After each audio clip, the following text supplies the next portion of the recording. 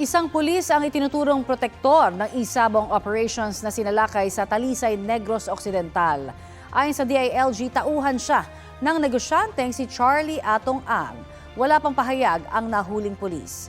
Balitang hatid ni June Veneracion.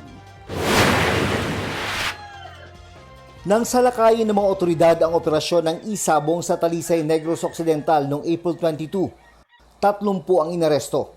Sabit ang isang police major na naka-assign sa CIDG o Criminal Investigation and Detection Group dahil sa impormasyong siya umano ang protektor ng isabong. Kinilala ni Interior and Local Government Secretary John Vic Rimulya ang opisyal na si Police Major Edgar Tonico.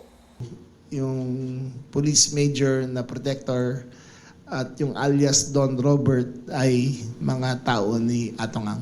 Ang pangalan ng police ay si Police Major Edgar Tonico. Nagsasagawa na ng investigasyon at case build-up sa nahuling opisyal na naging provincial officer na rin ng CIDG sa Negros Island Region. Siya po ay relieved na po sa previous assignment. Dinala na po siya sa headquarters for investigation. Inaalam din ng CIDG kung may kinalaman ng negosyanteng si Atong Ang sa isabong operation sa Negros Occidental at ang mas naunang raid sa Tondo, Maynila noong nakarang buwan.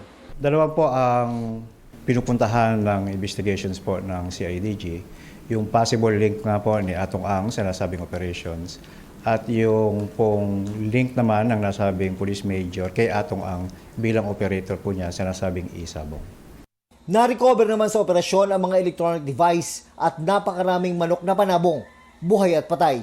Meron po dyan na 6 na laban sa loob ng isang oras.